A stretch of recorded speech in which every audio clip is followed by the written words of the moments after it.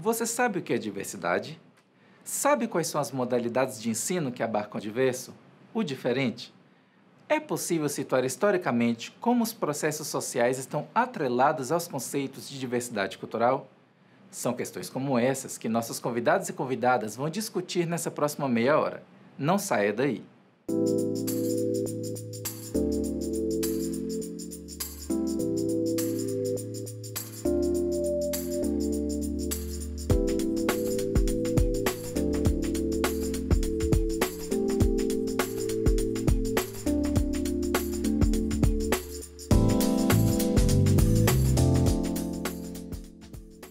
Olá, sejam muito bem-vindos.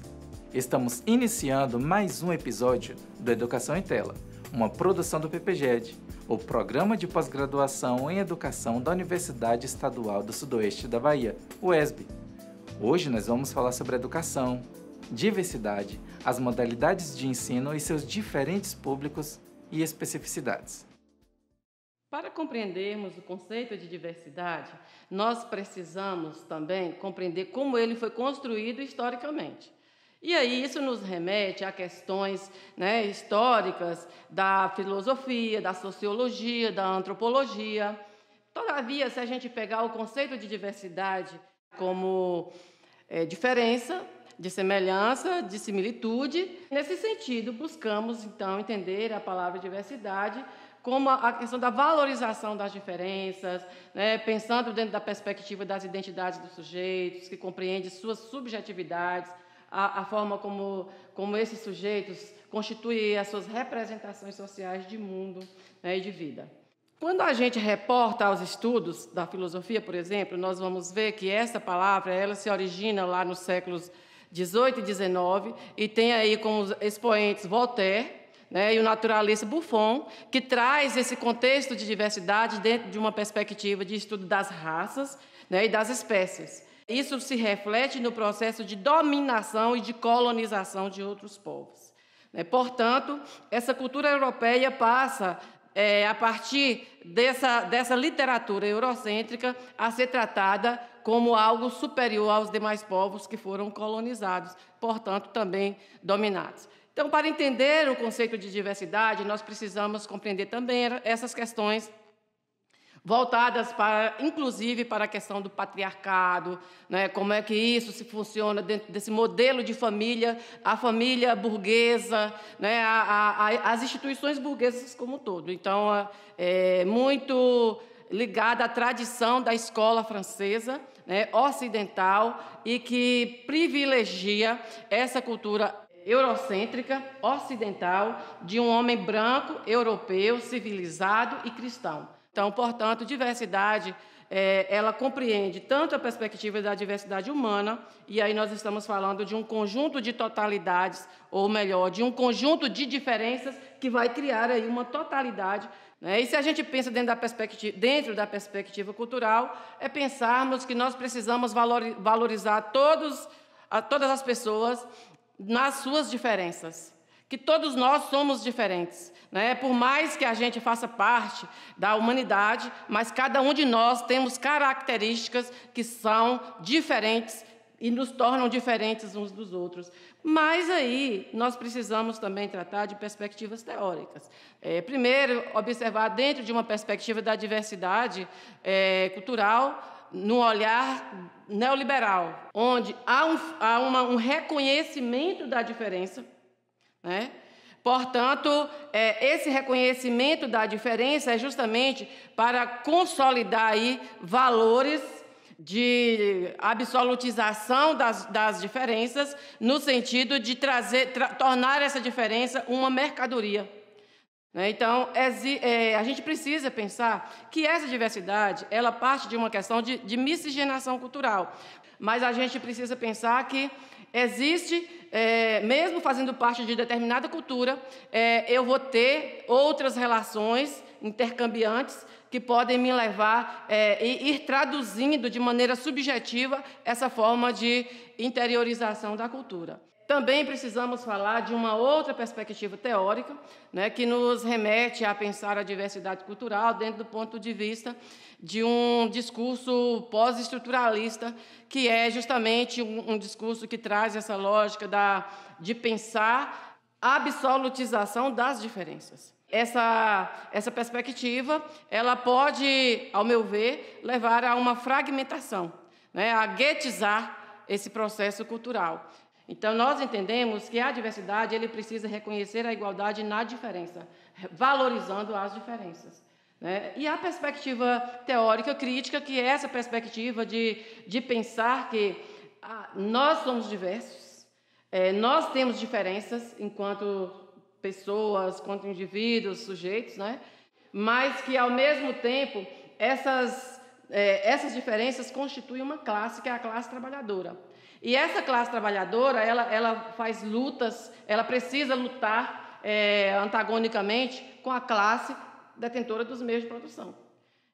Nesse sentido, a gente não pode ficar apenas trazendo a discussão de diferenças ou identidades de maneira fragmentadas, mas pensar do ponto de vista da unidade, ou seja, dentro de uma perspectiva da unidade do diverso. Historicamente, os movimentos sociais, com suas diferenças, lutaram em prol de valorizar a interação entre os diferentes atores sociais. E foi reconhecendo a necessidade de implementação de políticas públicas que, somente no final do século XX, começaram a surgir atos normativos e legislações que versassem verdadeiramente sobre o tema da diversidade educacional.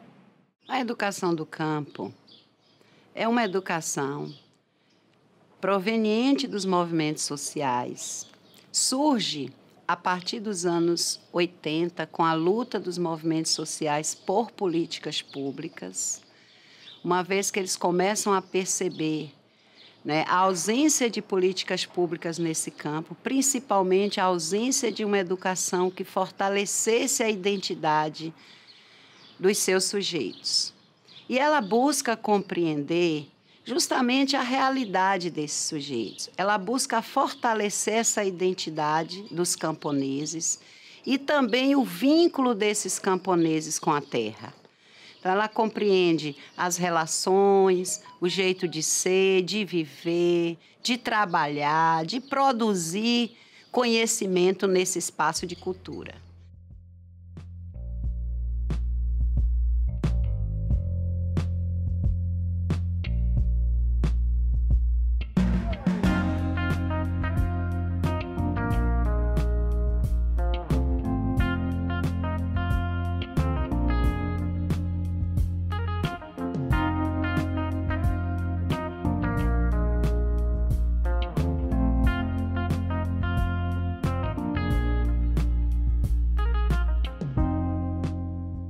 Uma outra coisa que é importante a gente estar esclarecendo é esse conceito no campo e do campo.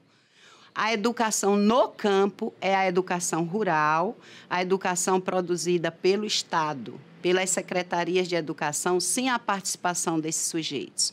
A educação do campo é aquela construída com os movimentos sociais, construída com a comunidade, construída com os sujeitos que vivem nesses territórios e compreende toda aquela situação, toda aquela realidade, toda a sua cultura, todo o seu trabalho, tudo que eles produzem nesses territórios. Então, é nesse sentido que nós fazemos essa diferenciação para ficar bastante compreendido, porque são paradigmas diferentes.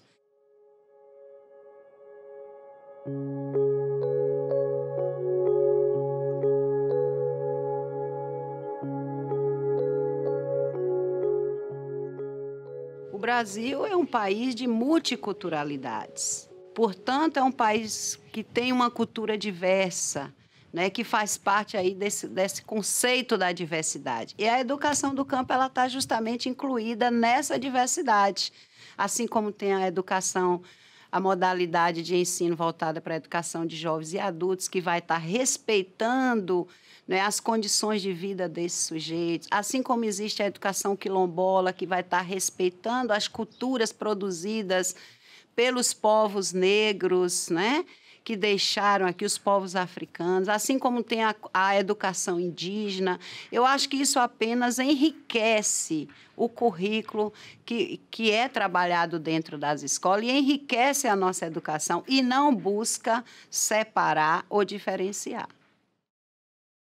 A educação étnico-racial, ela é uma necessidade histórica de reparação causada aos povos negros pelo Estado brasileiro, por conta do período escravocrata em que nós vivenciamos.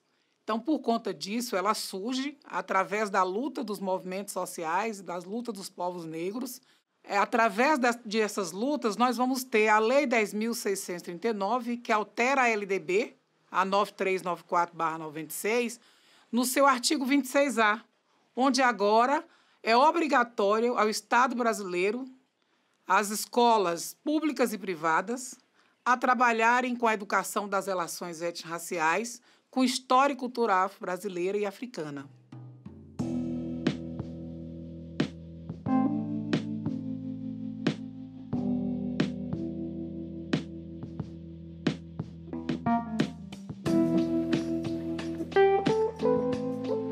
Pensar na educação étnico-racial, na educação escolar quilombola e traçar esse paralelo com a educação urbana e rural é necessário, porque a educação urbana e rural, no formato em que elas se encontram, elas não dão conta das especificidades desses sujeitos que são únicos, que têm vidas e formas de existência, memórias próprias de cada um.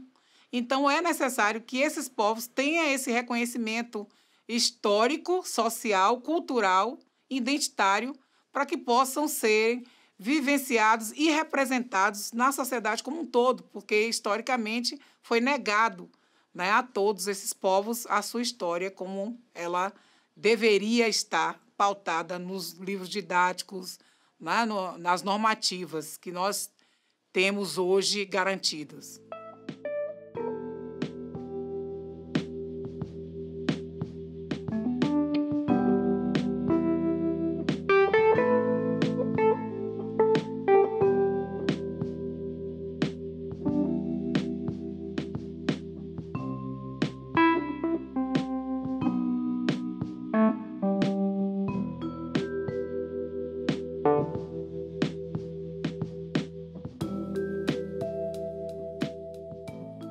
O trabalho da diversidade compreendido como algo que possa tornar os sujeitos identitários representados, vai na perspectiva da diversidade, da unidade na diversidade.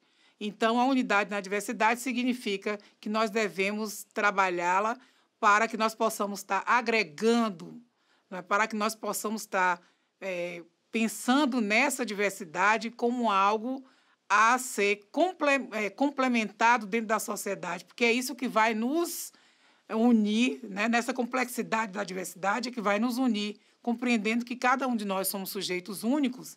A diversidade ela é esse componente necessário para que todas as pessoas se sintam representadas e se sintam sujeitos de direitos e pessoas na sua integridade como um todo.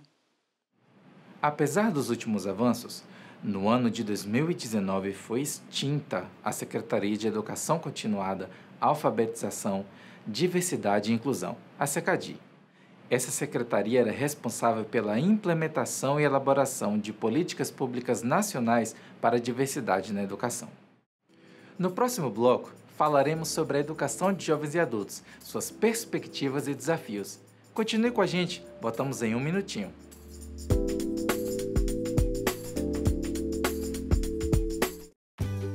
Oi, turminha! Tem novidade pra gente na TVE. Convide todos os seus amigos para dançar, brincar, cantar e aprender muito. A aulinha já vai começar. Com os desenhos da Zumu Kids, a diversão tá garantida. Minha casinha é sempre escura e úmida. E vai ser todo dia, de segunda a sexta, de 1 às 3 da tarde. Essa a gente não vai perder, né? TVE é sua, é da Bahia. Jornalismo dinâmico, focado nas demandas locais e a cada dia mais próximo da comunidade.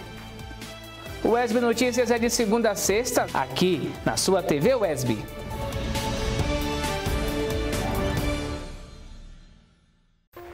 Existe uma outra pandemia se espalhando em nosso país, as fake news. Elas circulam nas redes sociais e os estragos são bem reais. O governo do estado tem sido vítima desses ataques. Criar fake news é crime. Compartilhar também. Por isso, fique atento ao que você recebe no seu celular. Para enganar você, eles manipulam fotos, fazem textos impactantes, criam sites falsos. Depois, usam robôs virtuais para espalhar a mentira. Até chegar aí no seu WhatsApp. Parece notícia, tem jeito de notícia, mas é fake. Sempre que receber uma informação, desconfie antes de compartilhar. O governo do estado tem um site oficial para te ajudar a pesquisar melhor. Com fake news é assim, ou você derruba ou você cai. Minuto da vacina. Tomei as 2 doses da vacina contra a Covid-19. O que acontece em meu organismo e quais os cuidados que devo tomar? De acordo com os dados apresentados pelos fabricantes às agências reguladoras de saúde, você atinge a proteção desejada cerca de 15 dias depois de ter feito a segunda e última dose da vacina. A partir disso, o risco de ter Covid se reduz entre 50% e 70%. E, por sua vez, o risco de ter doença grave, com possibilidade de evoluir para óbito, se reduz para algo entre 20% de risco a risco zerado. A vacinação é a medida mais eficaz de combate ao coronavírus. Por isso, imunize-se, valorize a vida. Uma campanha do Sistema UESB de Rádio e Televisão Educativas, com você na luta contra o coronavírus.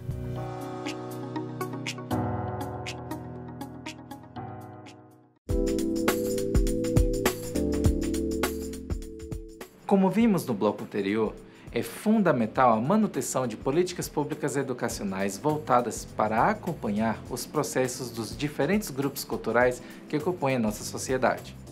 Nesse bloco, conheceremos um pouco da educação de jovens e adultos, a EJA. Afinal, o que é a EJA? Quais as suas particularidades? Quais são suas concepções e desafios? A educação de jovens e adultos, ou EJA, como é bastante conhecida, é uma modalidade de ensino que tem por finalidade atender aqueles sujeitos que não tiveram seus processos de escolarização realizados dentro do que se considera como idade regular. Então, são pessoas que, por diversas razões, deixaram a escola, seja do ponto de vista do trabalho, da maternidade, da paternidade, ou pela própria exclusão escolar, a repetência, a evasão, e em algum momento da vida retorna à escola para poder repor os seus estudos ou para passar por processos de certificação dos estudos.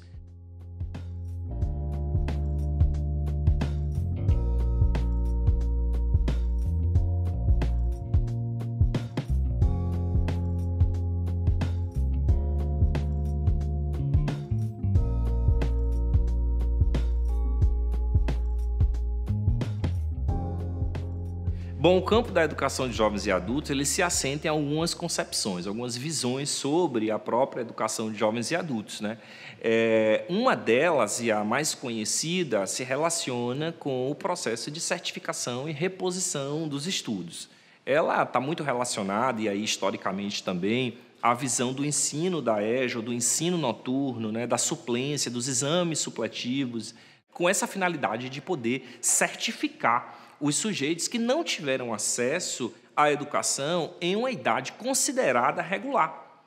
Então, essa visão certificadora, compensatória da EJA também vai encontrar nas campanhas de alfabetização, nos programas pontuais de escolarização de adultos, uma tradição muito forte.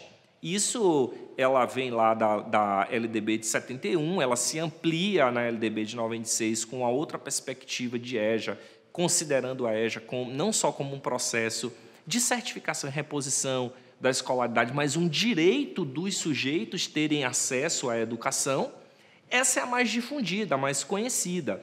E temos outras, como a educação popular, que se relaciona àqueles processos de educação não formal, de uma educação crítica, emancipadora. Tem Paulo Freire, seu principal expoente, sobretudo no que surge a partir da década de 60, como educação popular mesmo, educação que ocorre fora dos espaços escolares, essa educação que ocorre nos sindicatos, que vai ocorrer nos movimentos sociais, que vai ocorrer nas comunidades eclesiais de base e outros espaços não escolares, e é muito forte o legado e as concepções freirianas para a educação popular, uma vez que consolida um campo muito crítico da educação de jovens e adultos. E nós temos uma outra visão, que é uma visão que está em um marco regulatório internacional, se relaciona a uma visão de educação ou de aprendizagem ao longo da vida. Isso é fruto de um movimento internacional regido pelas CONFINTEAs, pelas Conferências Internacionais de Educação de Jovens e Adultos. São conferências que reúnem agentes governamentais, formuladores de políticas públicas, chefes de Estado, para discutir a educação de jovens e adultos, e que se chega a um consenso de que a aprendizagem ao longo da vida, que essa visão sobre EJA, no sentido de aprendizagem ao longo da vida, ela ocorre devido ao fato do sujeito ele ser inconcluso, inacabado, ele está todo o tempo com uma noção de provisoriedade do conhecimento. Então, eu trago essas 3 visões de educação de jovens e adultos para poder ilustrar como é que esse campo ele se assenta, ele se constitui, como é a trajetória histórica do desenvolvimento das visões sobre a educação de jovens e adultos.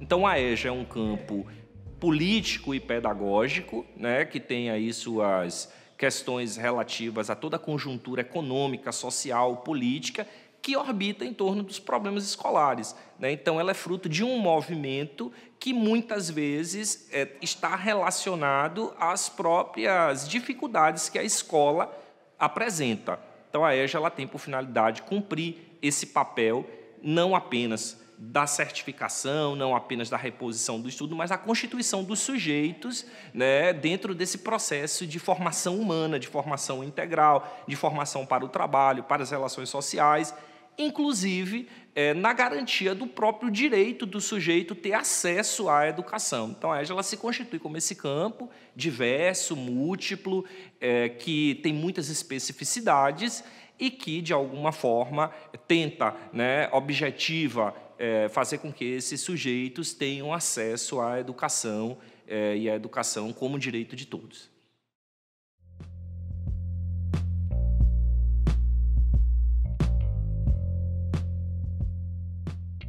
Bom, pensando nos princípios de humanização, emancipação e identidade do sujeito, tomamos consciência da diversidade quando percebemos também que a sociedade ela não é homogênea, né, e sim heterogênea, uma vez que cada sujeito tem sua identidade, sua diferença, vem sua bagagem histórica e a construção de seus ideais. Os educandos da EJA são sujeitos que possuem lugares sociais, né, geracionais, de cor, gênero, orientação sexual, diversos. É um leque de espaços sociais ocupados pelos educandos da EJA.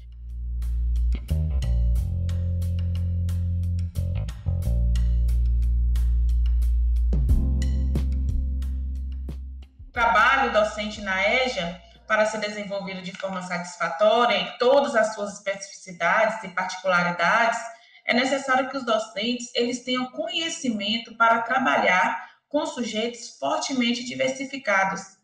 Pensamos que a formação docente, por exemplo, seja ela inicial ou continuada, se torne um caminho possível para reduzir o descompasso entre a prática docente e a aprendizagem dos seus sujeitos. Como podemos contribuir para que a diversidade seja respeitada na sociedade? Como a universidade vem trabalhando e pesquisando sobre o tema, nesse sentido, fomos até o Programa de Pós-Graduação da UESB, o PPGED, para conhecer um pouco mais a sua produção científica.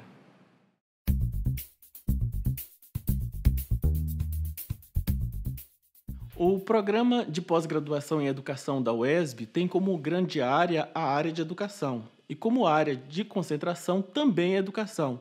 Isso significa que nós temos um compromisso com a diversidade de temas e de interesse de pesquisa da nossa região, de forma mais específica, mas do Brasil de forma mais abrangente.